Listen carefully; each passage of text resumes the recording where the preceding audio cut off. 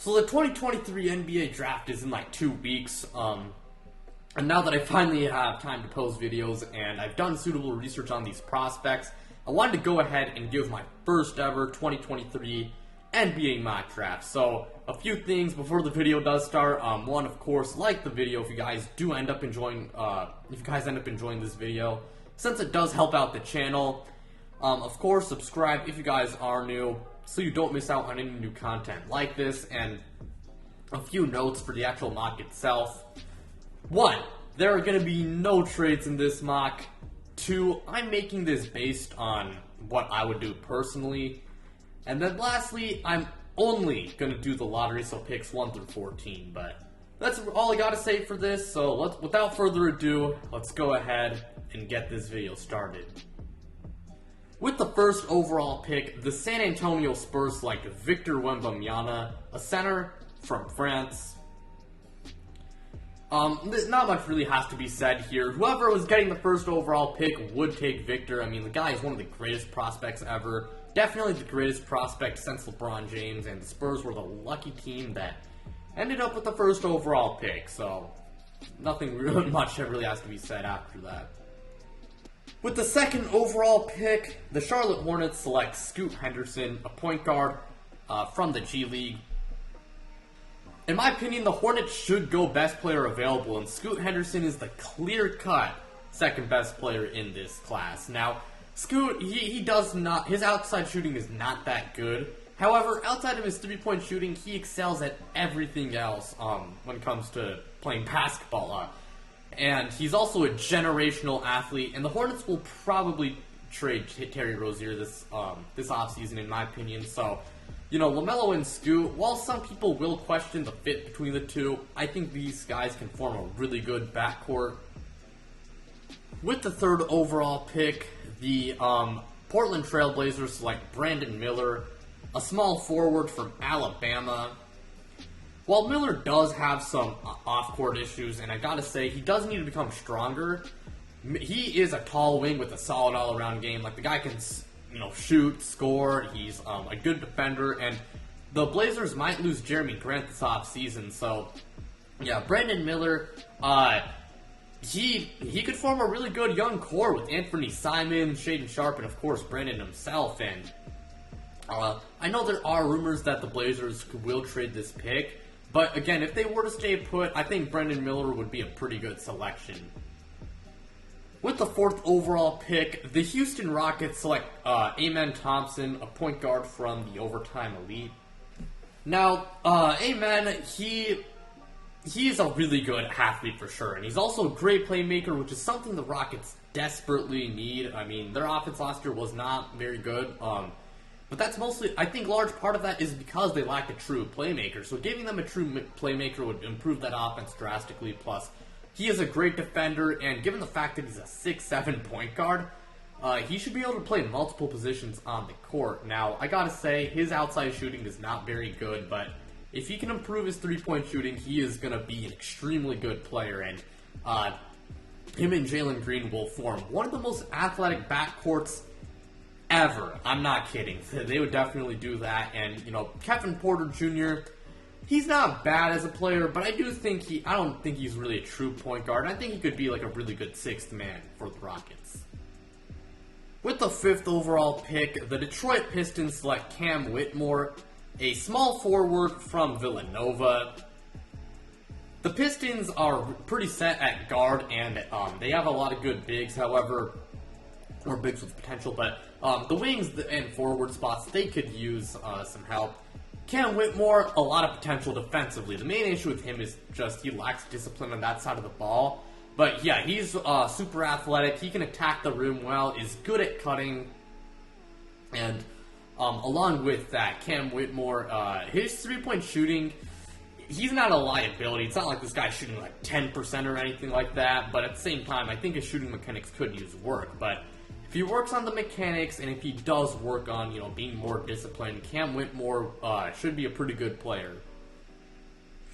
With the sixth overall pick, the Orlando Magic select Asar Thompson, a shooting guard from the Overtime Elite. Asar is the twin brother of Aman Thompson, and funny enough, they have pretty identical skill sets. Both of these guys, really tall guards, however, they both do struggle when it comes to shooting the ball. But yeah, these guys, extremely athletic players. They can pass pretty well, and they are really good defenders. And the Magic, I think it would be best for them to take a guard at this spot. So, yeah. With the 7th overall pick, the Indiana Pacers select Taylor Hendrix, a power forward from UCF. Hendrix is one of my favorite players in the draft. I really like him. I think he is one of the best players in this class. He is a prolific defender. He's really versatile. He can shoot the 3-ball well. However, there are questions when it comes to his shot creation. Now, even if he doesn't become like a great shot creator or anything like that, I think Taylor Hendrix is at the bare minimum going to be a really good role player. And, you know, that's really nice to have. Plus, he would be a good fit next to Miles Turner. With the 8th overall pick, the Washington Wizards do select Anthony Black, a point guard from Arkansas.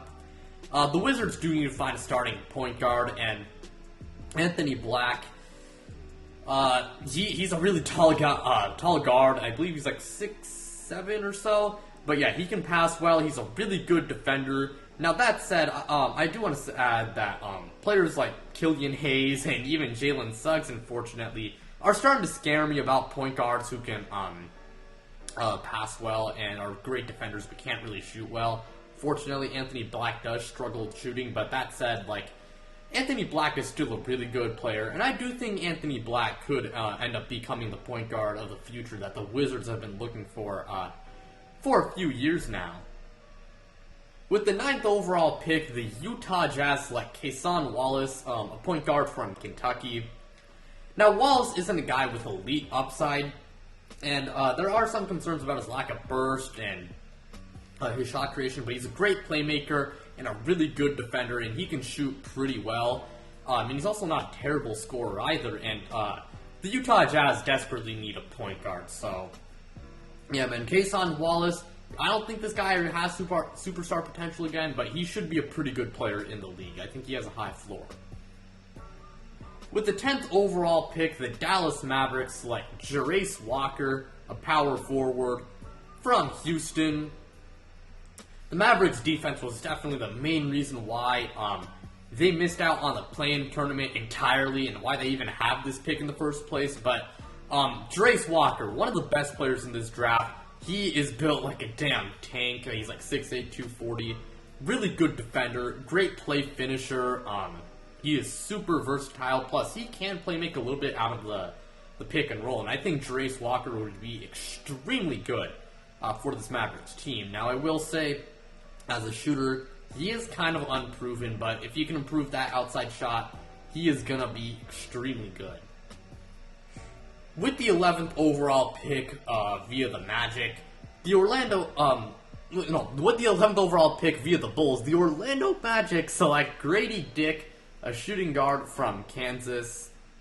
Now, Grady Dick, he is an extremely good shooter, and the Magic were the worst shooting team last year. I think 3-point shooting team last year. So yeah, that does need to improve. And Grady Dick, again, really good shooter, great at finishing at the rim, and he is a really good hustle player. Now, I will say, right now, defensively, he is not very good. But that said, I do think he has the potential to be a solid defender. So, yeah, really what I got to say for this pick. With the 12th overall pick, the Oklahoma City Thunder select Derek Lively, a center from Duke. Okay, I kind of struggled on what to do with this pick. I picked Lively mostly for the fact that I do think the Thunder do need like a little bit more of a traditional, big-bodied center. And Derek Lively, again, he is more traditional, but he is a good defender, really good at scoring inside the paint. And, yeah, I do think he would benefit a lot from someone like Shea and Josh Giddey and their playmaking. So, yeah, Derek Lively, again, this is kind of high for him. And I can understand if some Thunder fans aren't exactly ecstatic about this pick. But, again, I do think they need a little bit more of a traditional center. With the 13th overall pick, the Toronto Raptors select Colby Buffkin, a shooting guard from Michigan. Colby Buffkin is one of my personal favorites in this draft. Fred VanVleet, I think he's gone this offseason, and Colby Buffkin, he is a great scorer. He dramatically improved his shooting in his sophomore year at Michigan. He's also a great defender and a pretty good playmaker as well. So yeah, solid all-around guard. Biggest issue with him, though, is that, you know, he does lack strength and he does commit a few turnovers. However, Colby Buffkin is an extremely good player outside of that. So yeah, I think he would be really good for this Raptors team. And with the final and 14th overall pick, the New Orleans Pelicans select Nick Smith, a shooting guard from Arkansas. Now, Nick Smith struggled a lot when it came to injuries in college, but that said, he has a lot of good traits. I mean, there is playmaking upside. He has pretty good athleticism. He can score well. He's a good shooter. And defensively, he has a good motor. Now, I think the biggest issue with him is, again, lack of strength and also the injuries. Like, he needs to stay healthy. But if he can stay healthy, I think Nick Smith is going to be a really good player in the league. And he should be a pretty good fit for the Pelicans. But all I got to say for this video, thank you guys so much for watching. It really means a lot to me. Again, like, subscribe, do all that stuff, and check me out on Twitter and Instagram. The links to my Twitter and Instagram are in the description below. But without further ado, I'm out, you guys.